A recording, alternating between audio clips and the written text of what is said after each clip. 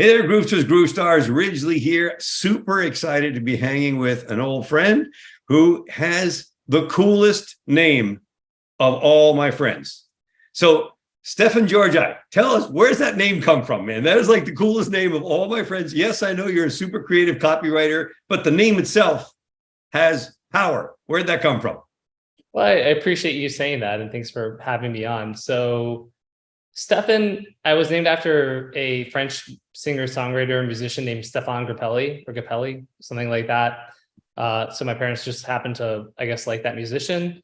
And the last name is European, and I honestly don't even like German, but by way of Eastern Europe and like sort of migrating around. And so, yeah, I don't know. I had a professor in college. I took like a history class, like Czechoslovakian history for some reason. I don't even remember why I had to take it, but I did. And this guy was like super hardcore, and he was like convinced. He's like, no, like it's pronounced like differently, and you're Czech. And I'm like, I'm not. I took 23andMe, like So people all find like the Romanians try to claim me. I guess it's like a name that's got a lot of Eastern European kind of origin to it. But yeah, that's the best answer I can give you on that. That's cool, man. It's a great name. I just love the name, you being super creative, obviously founder of CA Labs, founder of Copy Accelerator, spending a lot of your life in the creative space as an entrepreneur. And I was just wondering, man, where's that name come from? We inquiring people want to know. So take us back a little bit, brother. How did the journey begin for you? What was it like early on? When did you get the bug, or was it always there? What's that look like?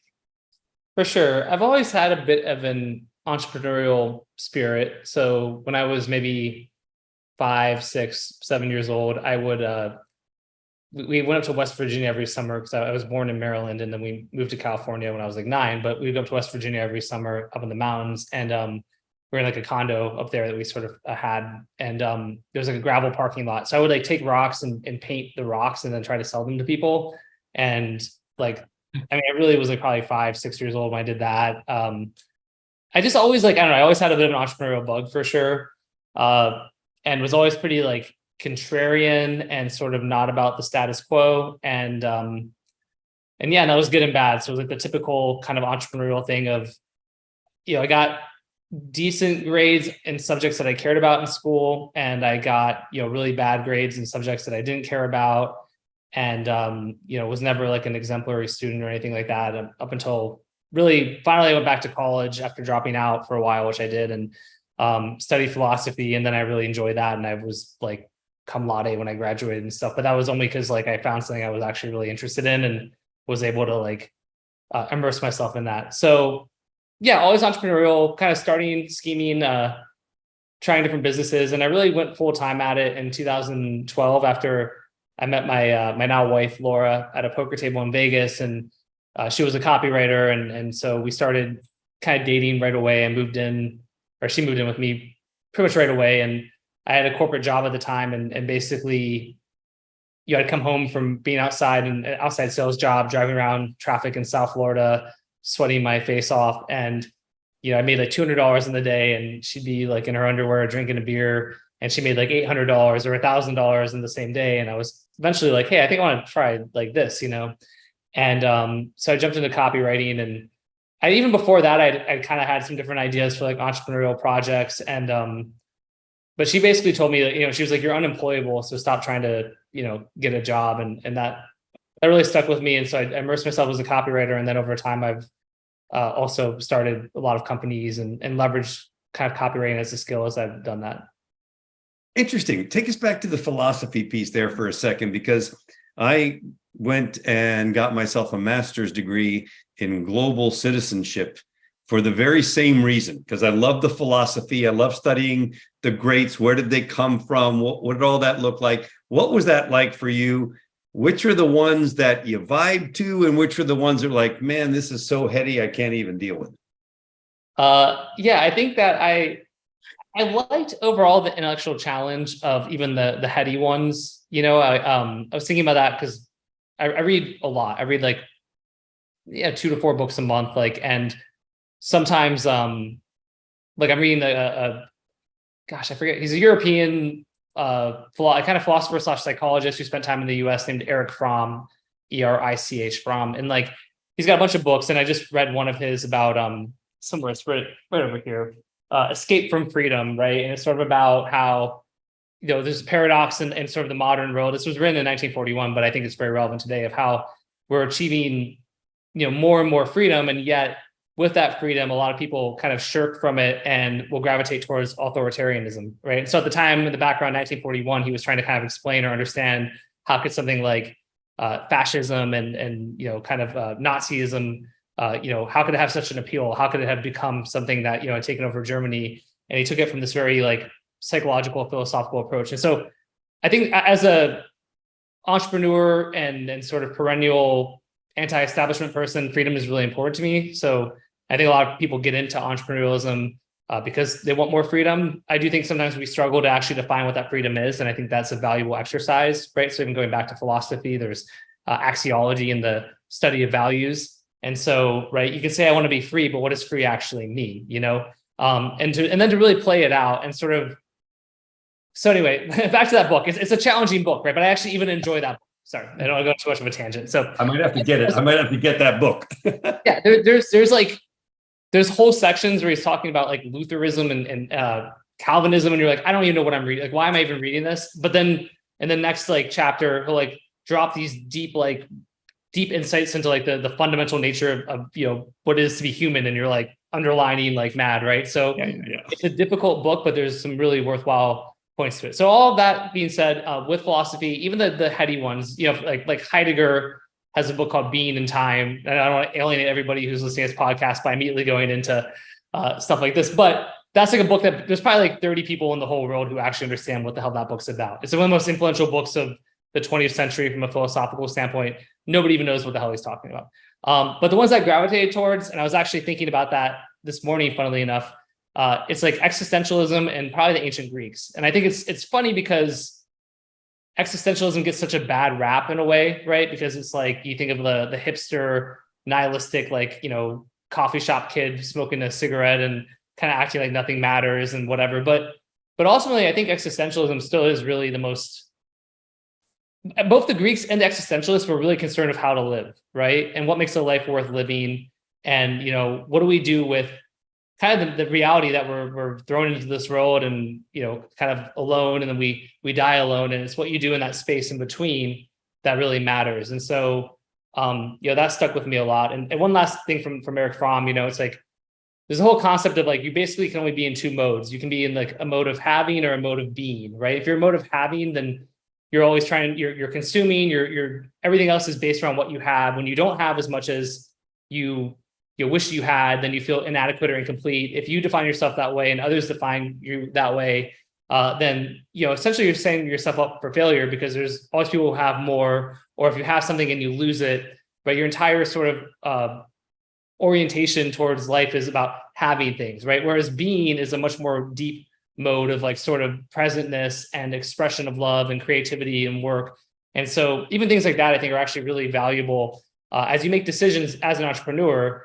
Because you're like, am I chasing this because of having, or am I chasing this because of something that's truly aligned with, who I am and me sort of practicing and embodying the best version of myself during my short period of time on life. So I know this is probably a way deeper start than average. Oh, no, man, this is great. Are you kidding? This is my podcast. We get to geek out over here, because most people don't know that John Dewey, who wrote this book right here, A Common Faith, was voted one of the 10 most dangerous people on planet Earth because of his views. And this is, I would think, for me, John Dewey, probably the most well-known US philosopher, right? If you think about that, had the biggest impact, and writing about education and experience, and basically talking about what does life really mean, and religion, and what does that look like. And they voted him one of the 10 most dangerous people on Earth.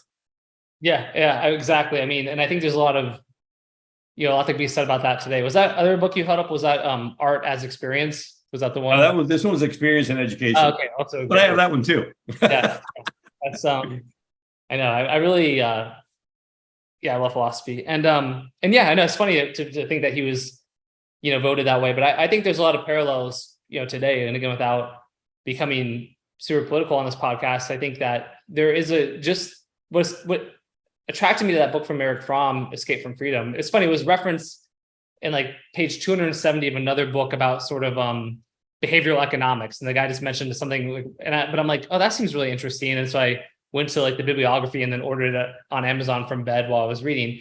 But I do think that, I think there's like a void, right? I think, and I do think this is relevant to anyone who's interested in entrepreneurship, because I think my view is that, capitalism and entrepreneurship and those sorts of things, like we help change the world. I really believe that. And we help to, give people, including ourselves, like our life's purpose, meaning, and direction. And so when a void exists, when we don't have those things, when we don't have purpose, when we don't have values, when we don't have things that we're excited about, when we feel hopeless or despondent, or like we're, there's nothing there for us. I think that's when we gravitate towards dangerous ideologies, like, things that can include censorship or moving away from freedom of speech, or other things that ultimately I think hurt society. And for me, selfishly, it's like I want the most freedom that I can have to be able to create. So for me, entrepreneurship is like an outlet for creativity. What I love about, when I was writing copy, and I still am, now with the help of AI, which we could talk about, because a lot of people worry about, AI sort of taking jobs and people are going to outsource thinking to AI. And I just don't believe that. I think that AI is a tool that unleashes meta creativity and helps you to think differently, because now instead of having to maybe use all your mental bandwidth on how to write a paragraph, you can use it to be like, how can I write 1 million paragraphs and connect them all together in a way that has the most impact or reach or connects the most people? And so, yeah, I don't know. I mean, we're going to get to that. We're going to get to that. I promise we're going to get to that. So yeah, because I'm fascinated by it too. And I've had the privilege of watching you speak on the topic a couple of times and been like, dang, man, that is like ridiculous. Okay, fine. I get it. I'm just going to study Stefan stuff. But besides that, so take us back to the entrepreneurial journey that you had when you started, CA Labs or Copy Accelerator. What was it like in the early days? What do you remember as being the things that you want to point out to all the budding entrepreneurs that are out there to pay attention to? Yeah, I think so. I mean, Copy Accelerator and CA Labs are fairly new businesses. Copy Accelerator was 2019. CA Labs was just last year.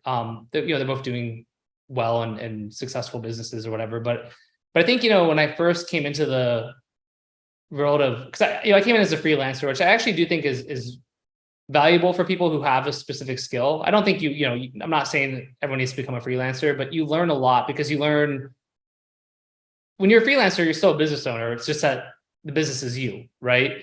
And so you wear all these hats. You're the salesperson, you're the customer service person, the client relationship manager, you're the accountant, right? You're sending the invoices. You're sort of getting a pretty good foundational training for skill sets that you'll need as you move into entrepreneurship and own a business that's more robust or has more people. So, for me, it was like freelance copywriting. I started like an agency maybe a year and a half into freelance copywriting, because I was just on like places like Upwork. At the time, it was called Elance, and I did basically everything. I at the time, it wasn't even about copywriting. I was just like, if I can not have a boss and make money and sort of, right, like the classic thing that I think a lot of people are attracted to, and that agency was cool. It became, it was like a 6-figure agency, not didn't make it to 7 figures, but it was my first time starting even a 6-figure business. And Nice. Yeah, it was good. Right. And that's 2013, 12 into 13. But yeah, I think I just, the biggest lessons, through that. And then I started, well, I don't know. I think that, figuring out like one of the big themes, I think for me, and I know sometimes you ask people about like books that they like, right? And I was thinking about some of these books, but there's a book that I read recently called Range. So like, like Home on the Range, like Range. And it's sort of about the advantages and virtues of being a generalist. And the idea is that while we think of the child chess prodigy, or this idea of like the tiger mom who's going to raise their kid to be really good at one thing, or, Tiger Woods, right? And he was his dad was obsessively going to make him great at golf.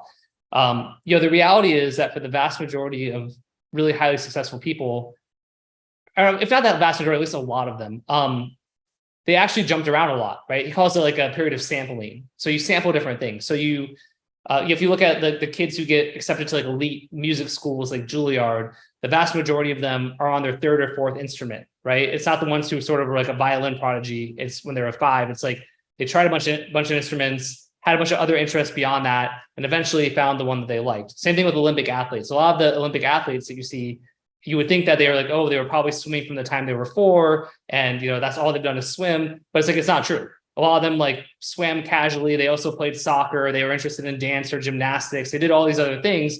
It was only a bit later that they really realized swimming was the thing and specialized. And so the analogy there, I love that because it helped explain for me a lot of what I've done in my life because I'm a big sampler. And I think even with entrepreneurship, it was sampling. It was like, those early days, I would do like SEO content stuff. I built websites for people. I did Facebook ads. I wrote long form direct response copy, which is what became one of my specialties. But the advice for people is like, jump in and I like to say that you don't have to burn the boats. I think there's a thing that holds a lot of people back is feeling like they do have to burn the boats. And I'm like, you can just don't burn the boat, just dip in your toe, right? Like you don't have to burn the boat. Like, and it's better to take some action than no action. And then also you don't need to put this pressure on yourself that whatever you're going to jump in and do has to be the thing, right? It's okay. And that it's not a failure if you decide that if you A, don't do well in that thing, or B, just decide you don't like it, right? There's a difference where if you're talking about somebody who for 20 years always jumps from one thing to another and they can never commit to anything, that's a little bit different. But especially early on, it's like sample things and try different things and worry less about the outcomes, and worry more about acquiring the skills. And I think that will serve you really well. So for me, that was how it was. I started getting back into long form direct response kind of copywriting in 2014, had a really good year where I helped a company go from 0 to like 100 million plus in revenue just by writing a ton of long form copy. I got really good at long form copy because I was doing that. Then I started my own health supplement company in 2015. First year, we did like $1 million in revenue, but lost about 200,000. I almost burned through all the cash I had made from the year before and was trying to make payroll. I had to learn all those lessons. And that's actually another lesson for people. I've generally found anytime you're going into a new business, like you should plan on it taking at least a year to really take off. It's not always the case, right? Sometimes you'll just strike gold or it'll be easy. But, generally like a lot of the times I think we go in thinking it's going to be faster and easier than it is. And realistically, if you can stick with it for a year, you'll generally at that point have a pretty good understanding or feeling for if it's actually going to work or not.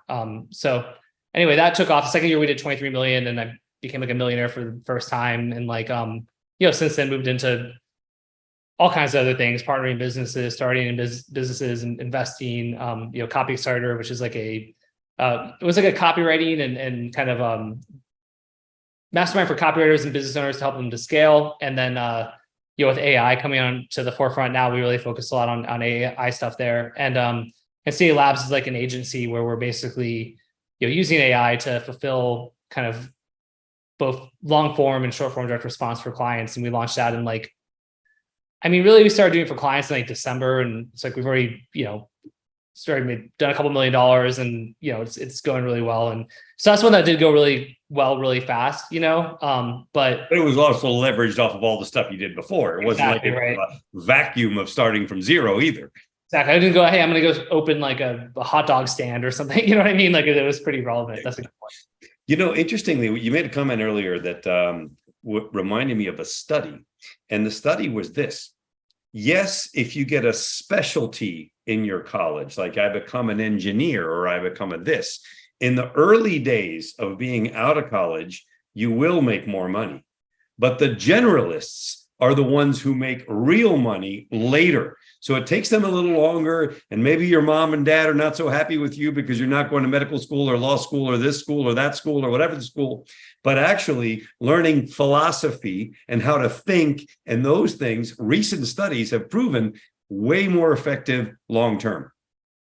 100%. I think I've heard similar things and to me, it actually makes a lot of sense. And they've even the kind of counter to that is not counter actually, but just corollary really is that they've like there's a guy named Philip Tetlock, right? He's got an expert political judgment and basically he's like a Harvard guy, basically this, I think they still do. They get all these experts in all of these fields to make predictions every year. There's another book called Super Forecasting, but basically to track how, successful the people who make these predictions are. And not only, headline is that they're not that successful. Even like these experts are actually not really any better than the average person at making predictions.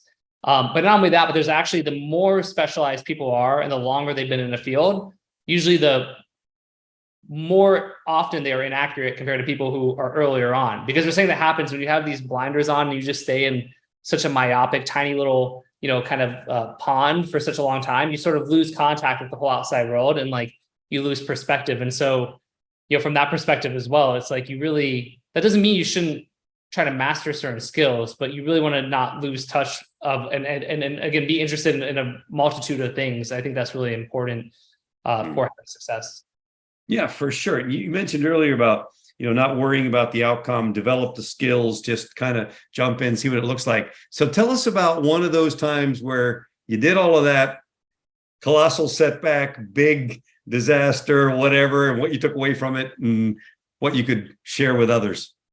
Sure. Yeah. I mean, and I have a lot of wonderful failures that I could talk about for real. And it's good. I mean, it's not, I really do value and appreciate and love my failures. I mean, I think that I get almost torn between two. So I'll do this one, and maybe I can do that one as well. But one really simple one is, in 20, I think it would have been like 17 into 18.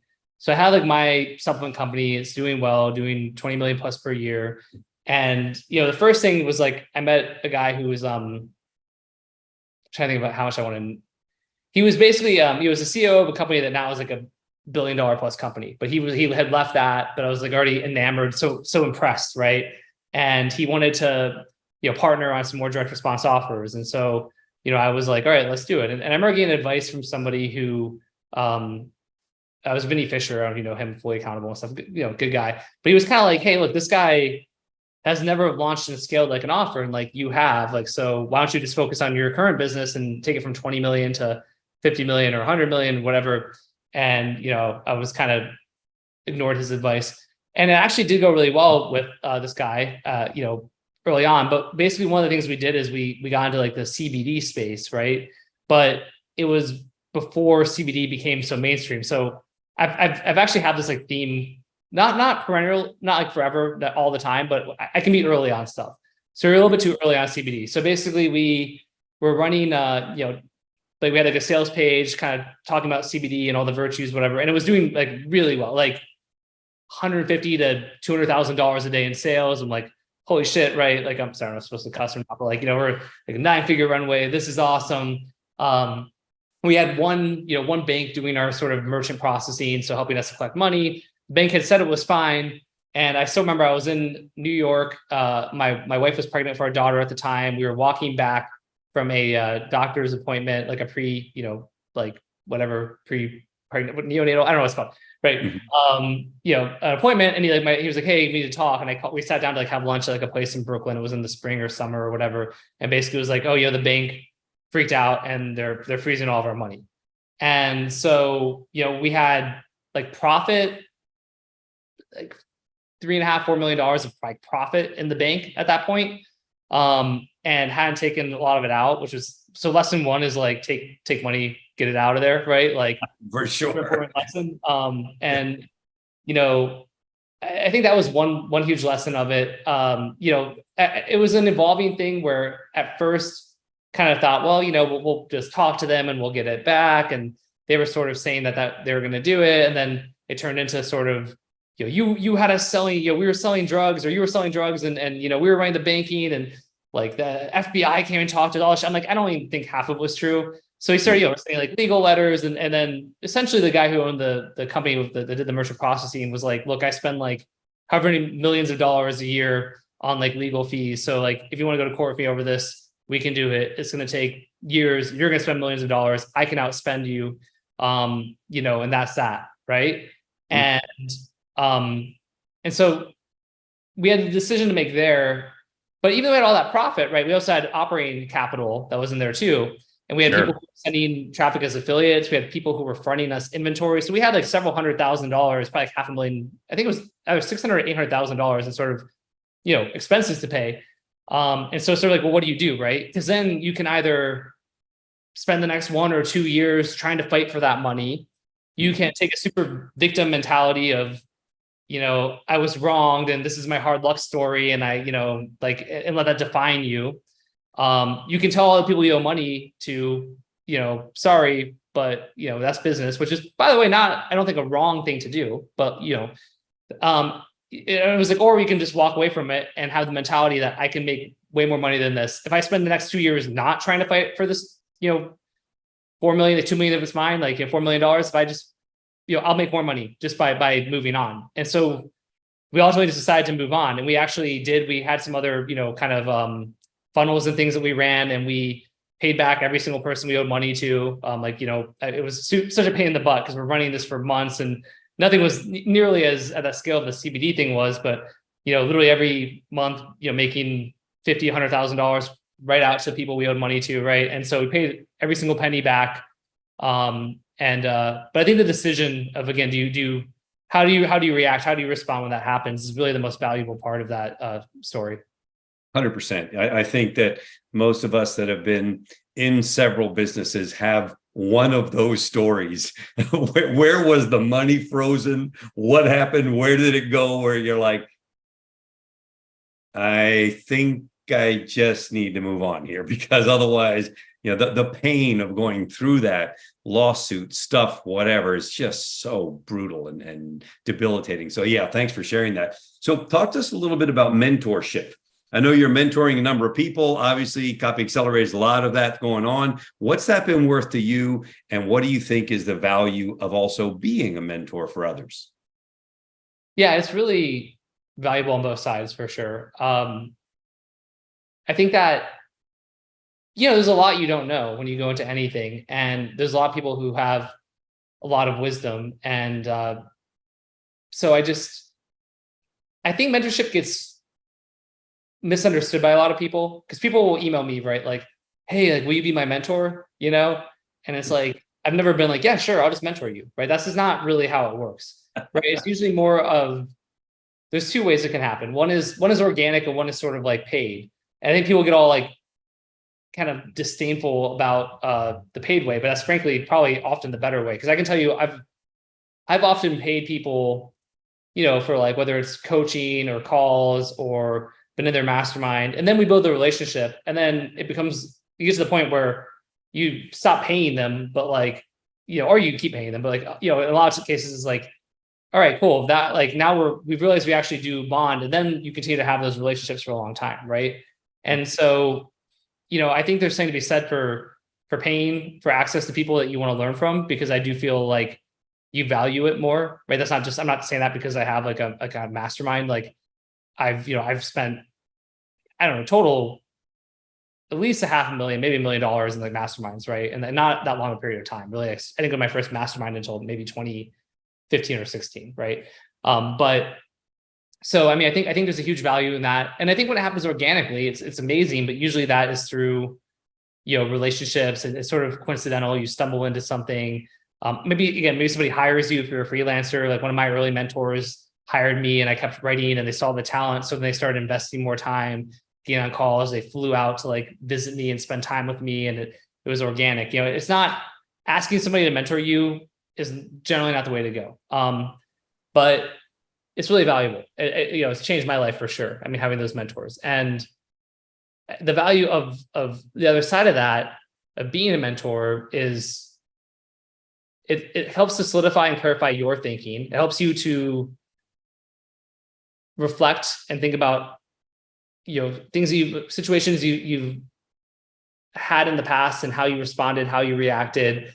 If you're really teaching, it helps you to kind of, even in a step-by-step way, perhaps even codify things that you've done that have been successful, and to share it. And I think if you're wanting to mentor people, the way I generally view that is, again, most of the time I don't have the bandwidth for it, but even if I did, it's usually someone who I see has, talent, potential, who I genuinely like and think's a good person. And I'll kind of like give them little tests, right? It's sort of like, it might be like, hey, like even paid, like, hey, can I pay you to do this? Can I hire you to do this? Or, little things like that. Because even then, a lot of people who you give those tests to, like, either don't do them or put them off, or so you really want the person. There's a big difference between helping and saving, right? I can help lots of people, I can't save anyone. And so I really want people I can actually help. So I try to really kind of qualify it that way. And as a corollary to that, personal development, professional development, you said you're reading several books a month on a regular basis all the time. How important is that for the up and coming entrepreneur to continue their learning on an ongoing basis? Yeah, I think it's extremely important. I think that the bigger the perspective you can have on, the world at large, but also humans and how humans act and why they act that way, how and why they think. Historical context is important. I think you get a lot of ideas just from reading. If you're a creative type, like you'll, take ideas from something. For me as a copywriter, so many times I've read books that are completely unrelated.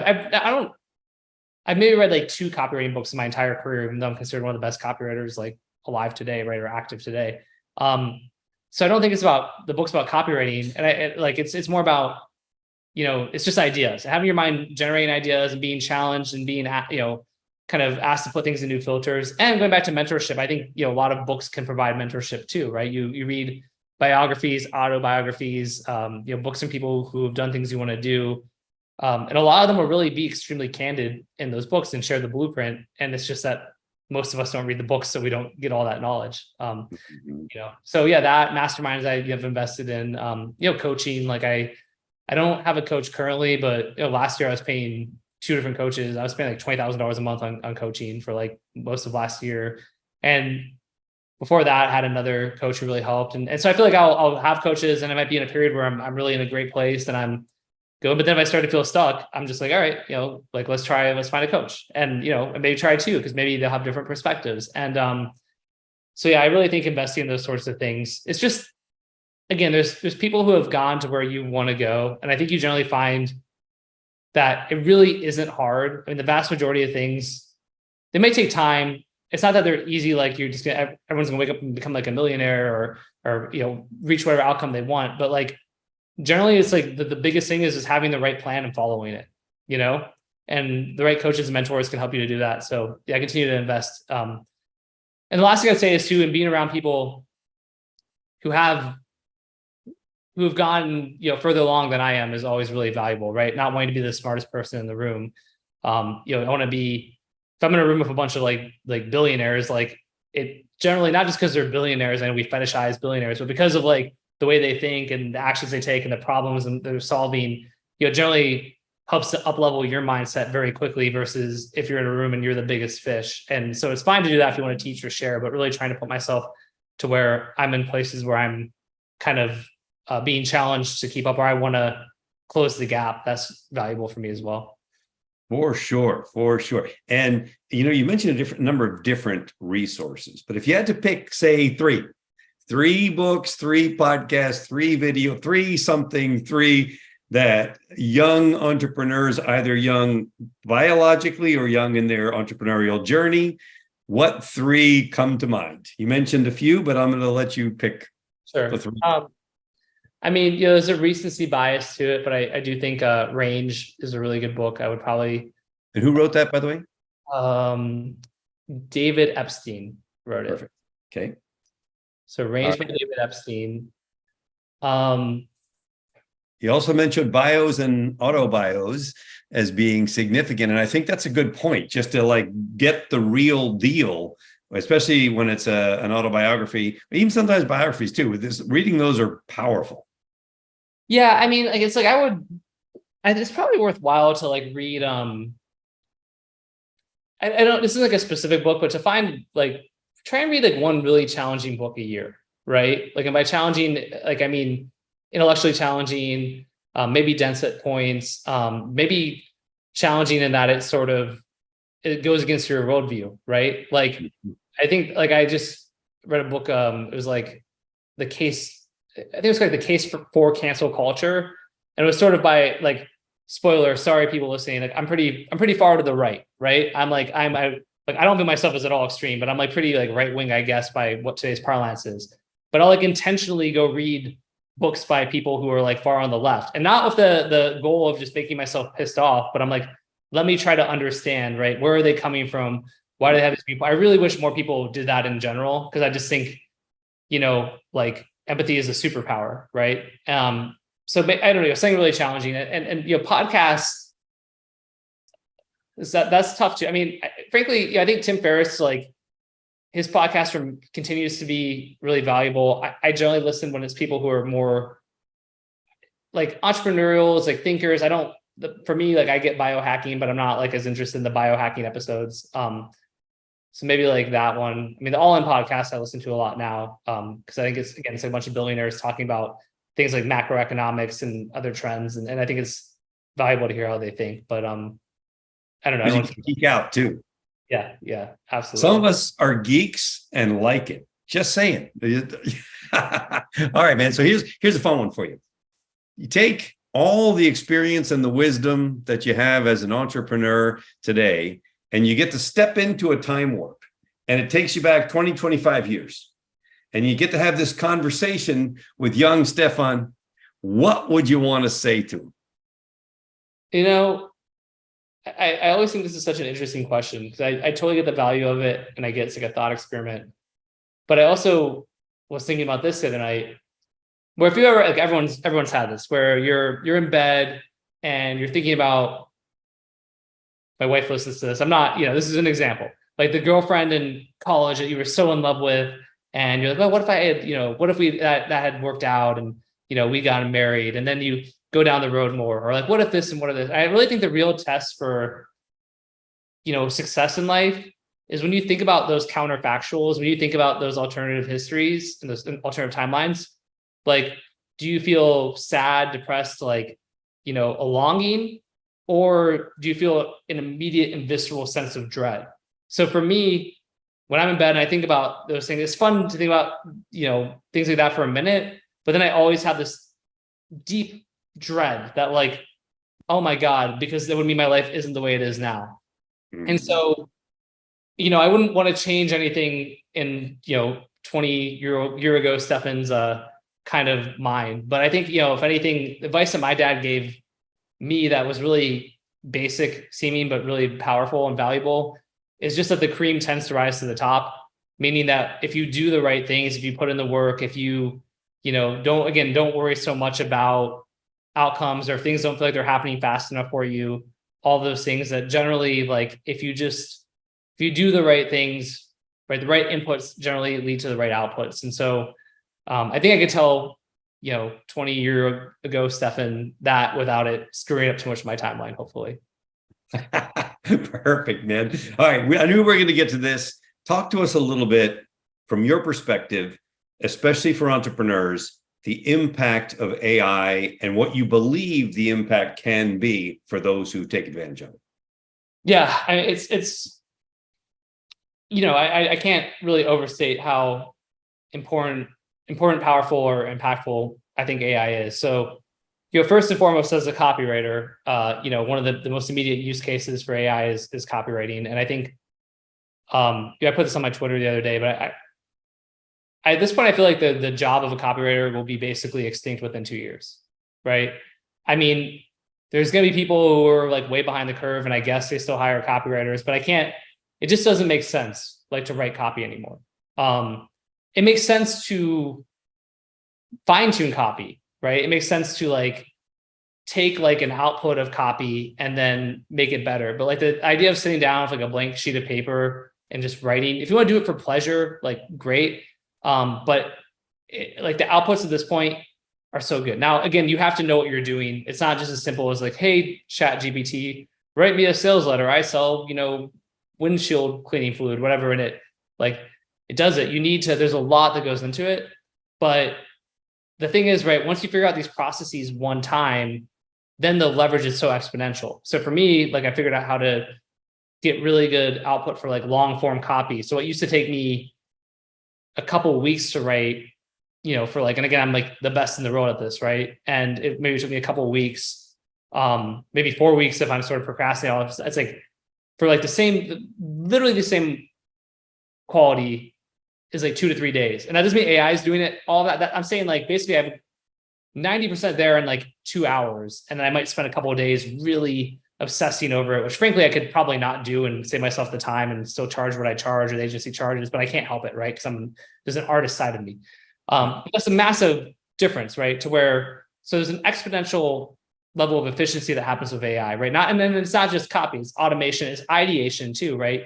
Using chat GPT, but also like agents, like there's auto GPT and then like agent GPT, which is an example of that, where, basically a bunch of AI like agents will try and solve a problem for you or even execute tasks for you, and they'll break them down into subtasks, and all these things happen. So, and it's changing so rapidly. There's so much money being poured into this that anything like really communications wise, marketing wise, frankly, customer service wise, of like bots and things of that nature, like it's not, some people just are never going to believe it, and they're going to be like against it, and they're going to be like the Luddites who just don't, want to, like, they're going to get all like act as though we're going to lose this big part of our humanity if we let machines do stuff in it.